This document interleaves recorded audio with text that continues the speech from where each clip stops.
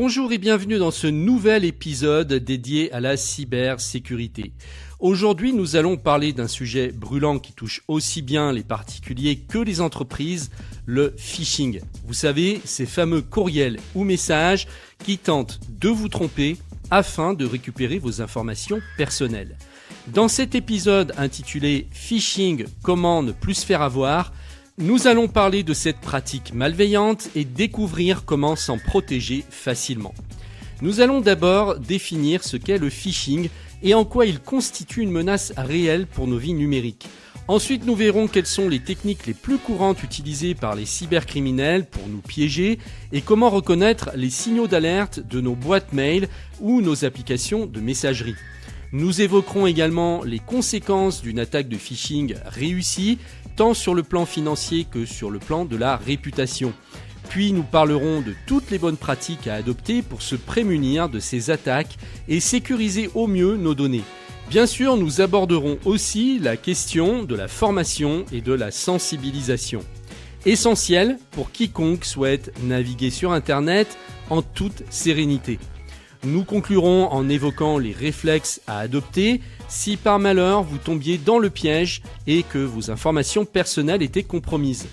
Alors que vous soyez un utilisateur occasionnel d'Internet, un professionnel soucieux de la cybersécurité de son entreprise ou simplement une personne curieuse de mieux comprendre les menaces numériques, cet épisode est fait pour vous.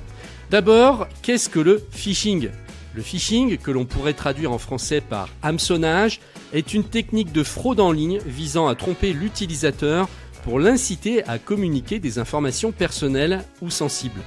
Ces informations peuvent être des identifiants de connexion, des mots de passe, des numéros de carte bancaire, des données bancaires, voire des informations confidentielles d'entreprise.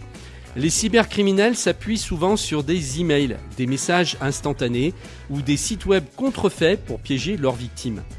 L'objectif du phishing est de pousser la personne visée à mordre à l'hameçon. Généralement, le cybercriminel se fait passer pour une entité de confiance, un organisme bancaire, un service de messagerie, un réseau social ou même un collègue de travail. Les escrocs jouent sur la psychologie humaine, en exploitant par exemple la peur, menace de fermeture de compte, l'urgence, paiement requis dans la minute, ou encore l'appât du gain, promesse de loterie gagnée. Lorsque la victime clique sur un lien frauduleux ou répond à un message piège, elle dévoile involontairement ses précieuses informations personnelles. Le phishing n'est pas nouveau, il existe depuis que les échanges numériques existent. Toutefois, avec la popularité grandissante du commerce en ligne, de la banque à distance et des réseaux sociaux, les tentatives de phishing se sont multipliées et ont gagné en sophistication. Les attaquants perfectionnent leurs techniques pour paraître de plus en plus crédibles. C'est pourquoi il est essentiel de comprendre les mécanismes de l'hameçonnage et de rester vigilant. Les cybercriminels utilisent plusieurs stratégies pour piéger leurs cibles. Et il est important de connaître les méthodes les plus répandues pour mieux s'en défendre. D'abord, le phishing par email. C'est la forme la plus classique. Vous recevez un email prétendant provenir d'une institution légitime, votre banque, PayPal, un réseau social ou même votre fournisseur d'accès à Internet. L'email contient souvent un lien sur lequel on vous demande de cliquer. Ce lien redirige vers une page web factice qui ressemble fortement à celle de l'institution. Une fois sur la page, vous êtes invité à entrer vos identifiants qui finissent directement entre les mains des cybercriminels. Ensuite, il y a le spear phishing. Cette forme de phishing est plus ciblée. Les escrocs mènent une recherche approfondie sur leurs victimes pour personnaliser le message. Cela peut inclure l'utilisation de votre vrai nom, de votre fonction ou de détails précis sur votre entreprise. L'email paraît alors plus crédible et augmente les chances que la victime clique sur le lien ou fournisse des informations sensibles. Vous avez aussi le whaling, littéralement la chasse à la baleine. Dans ce cas, les cybercriminels s'attaquent à de hauts dirigeants ou à des personnalités influentes au sein d'une entreprise. PDG, directeur financier, etc. L'objectif est de soutirer des données d'entreprises critiques ou de provoquer des virements financiers importants. Il y a également le phishing par SMS ou smishing. Ici, le vecteur principal est le SMS. Les escrocs vous envoient un message alarmant ou urgent, semblant provenir de votre banque ou d'un service de livraison, vous invitant à cliquer sur un lien ou à rappeler un numéro surtaxé. Ensuite, il y a le phishing via les réseaux sociaux. Les plateformes comme Facebook, Twitter, LinkedIn ou Instagram sont devenues des terrains de chasse privilégiés. De faux comptes, parfois très convaincants, vous envoient des messages privés ou commandent vos publications pour vous inciter à partager des informations. Connaître ces techniques est la première étape pour se défendre. En les identifiant, on développe des réflexes simples de méfiance qui nous protègent de la majorité des tentatives d'hameçonnage. Comment reconnaître un phishing ? Maintenant que nous avons passé en revue les principales techniques de phishing, voyons comment identifier un email ou un message frauduleux. Plusieurs indices peuvent vous mettre à la puce à l'oreille. L'adresse de l'expéditeur. Souvent, l'adresse email utilisée par les cybercriminels imite celle d'une organisation fiable, mais comportera de petites différences, un caractère manquant ou une terminaison de domaine suspecte. Il est donc crucial de vérifier l'adresse exacte de l'expéditeur. L'orthographe et la grammaire.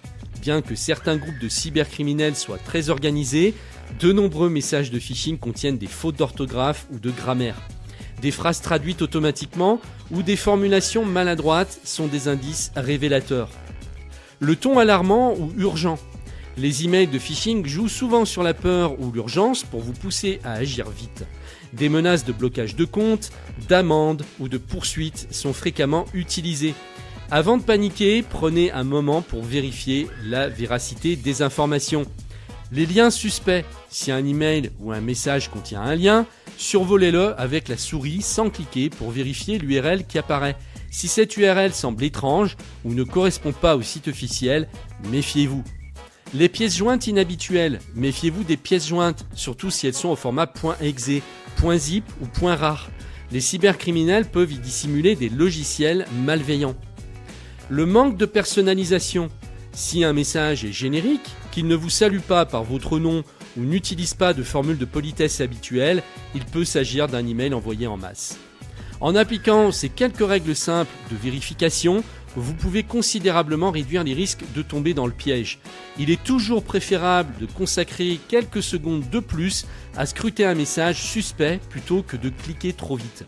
On sous-estime souvent l'ampleur des dégâts qu'une attaque de phishing peut causer. Pourtant, les conséquences peuvent être graves, tant pour les particuliers que pour les entreprises. Le vol d'informations personnelles. L'une des conséquences les plus évidentes est la compromission de vos données. Identifiants, mots de passe, numéro de carte bancaire. Ces informations peuvent ensuite être revendues sur le dark web ou utilisées pour commettre d'autres fraudes, achats en ligne, usurpation d'identité, etc. Perte financière. Si un attaquant accède à vos comptes bancaires ou à vos cartes de crédit, il peut effectuer des virements ou des paiements frauduleux. Les procédures de remboursement peuvent être longues et complexes et il n'est pas garanti que vous retrouviez l'intégralité de votre argent. Atteinte à la réputation. Dans le cas d'une entreprise, une attaque de phishing peut conduire à la divulgation de données sensibles de clients ou de partenaires, entraînant une perte de confiance. Les répercussions en termes d'image de marque peuvent être considérables, voire irréversibles, notamment si l'incident fait la une des médias. Propagation de logiciels malveillants. Certains emails de phishing dissimulent des malwares, ransomware, chevaux de Troie, keyloggers, etc. Une fois exécutés, ces logiciels peuvent prendre le contrôle de votre ordinateur, chiffrer vos données ou enregistrer tout ce que vous tapez sur votre clavier. Piratage de comptes et d'identité.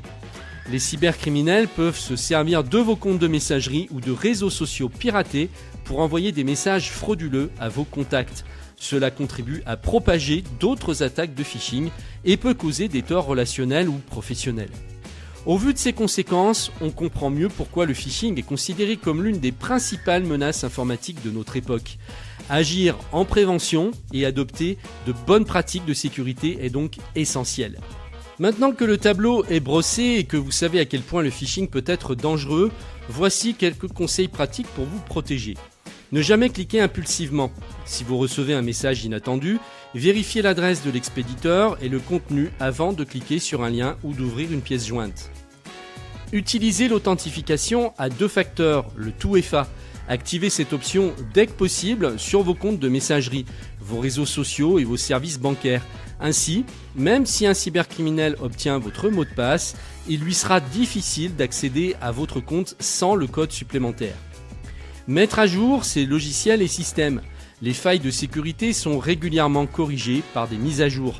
Ignorer ces mises à jour, c'est laisser la porte ouverte aux attaques. Utilisez un gestionnaire de mots de passe. Il est recommandé de disposer d'un mot de passe différent et complexe pour chaque service. Pour vous simplifier la vie, un gestionnaire de mots de passe est l'outil idéal. Ne jamais répondre à des demandes d'informations sensibles. Les institutions bancaires ou les administrations ne vous demanderont jamais vos mots de passe ou vos coordonnées bancaires par email. Si vous avez un doute, contactez-les directement par téléphone ou via leur site officiel. Se méfier des offres trop alléchantes. Rien n'est jamais gratuit sur Internet, ou en tout cas très rarement. Si vous recevez un message affirmant que vous avez gagné à la loterie ou obtenu un héritage d'un lointain parent inconnu, c'est très probablement une arnaque. En adoptant ces pratiques, vous renforcez considérablement votre hygiène numérique et diminuez les risques de tomber dans un piège de phishing. Un autre aspect particulièrement insidieux du phishing concerne le piratage de la messagerie d'un proche, où les cybercriminels exploitent non seulement la confiance que vous avez en cette personne, mais aussi la panique ou la pitié que pourrait susciter une situation d'urgence. Une fois le compte compromis, ils peuvent envoyer des messages alarmants en se faisant passer pour votre ami ou un membre de la famille, prétendant par exemple être coincé à l'étranger ou victime d'un accident grave. Dans ces emails ou ces messages, ils sollicitent alors de l'argent de toute urgence pour s'en sortir, ce qui incite souvent à réagir sans réfléchir. Grâce à l'accès à l'historique de conversation et aux informations personnelles du compte piraté, ils peuvent d'ailleurs adopter un ton très convaincant, donner des détails crédibles ou même utiliser des formules de politesse familières, rendant leur demande d'argent encore plus plausible. Malheureusement, de nombreux utilisateurs ne remettent pas en cause la légitimité de ce type de requête émanant d'une personne proche et versent de l'argent sur des comptes bancaires frauduleux avant de réaliser qu'ils ont été trompés. Pour se prémunir contre ce type d'attaque, quelques bonnes pratiques peuvent faire toute la différence. Vérifiez d'abord l'identité de l'expéditeur. Avant d'envoyer de l'argent ou de divulguer des informations sensibles, essayez de contacter le proche concerné par un autre canal. Appel téléphonique, SMS, message via un autre réseau social. Si la personne ne répond pas ou si la communication reste incohérente, c'est un premier signe d'alerte. Ensuite, ne jamais agir dans la précipitation. Les cybercriminels misent sur l'urgence et l'émotion pour pousser à agir sans réfléchir. Prenez toujours le temps de poser des questions pour confirmer la situation ou de solliciter d'autres membres de votre entourage. Sensibilisez son entourage. Informez votre famille et vos amis de ces méthodes de fraude, même si les utilisateurs les plus avertis peuvent se faire piéger lorsqu'ils croient aider un proche dans le besoin. Surveillez les signes d'anomalie, des fautes d'orthographe inhabituelles, un ton différent, des détails qui ne collent pas au comportement habituel de la personne piratée. Tous ces éléments doivent attirer l'attention et vous inciter à vérifier l'authenticité du message. En adoptant ces réflexes, vous réduisez considérablement les risques de vous faire piéger par des demandes d'argent frauduleuses et pouvez réagir plus efficacement si un incident survient. Voilà, nous arrivons au terme de cet épisode consacré au phishing. Nous avons vu que l'hameçonnage repose avant tout sur la manipulation et la confiance que nous accordons parfois un peu trop vite à des messages qui paraissent légitimes. Les cybercriminels profitent de notre curiosité, de notre peur ou de notre appât du gain pour nous pousser à divulguer nos informations sensibles. Cependant, la bonne nouvelle, c'est qu'en suivant ces quelques règles simples, prudence dans l'ouverture de liens et de pièces jointes, vérification systématique des adresses, mise à jour régulière, utilisation d'outils de sécurité et sensibilisation de son entourage, vous pouvez grandement réduire les risques. En cas de doute, prenez toujours une minute supplémentaire pour vérifier la fiabilité d'un message. Et surtout, n'hésitez pas à vous former, à discuter de ces enjeux autour de vous et à sensibiliser ceux qui vous entourent. Merci de m'avoir écouté, j'espère que ces conseils vous seront utiles dans votre quotidien numérique. N'hésitez pas à partager cet épisode avec vos proches, vos collègues ou toute personne qui pourrait en bénéficier. Prenez soin de vous, restez vigilants en ligne et à très bientôt pour un nouvel épisode.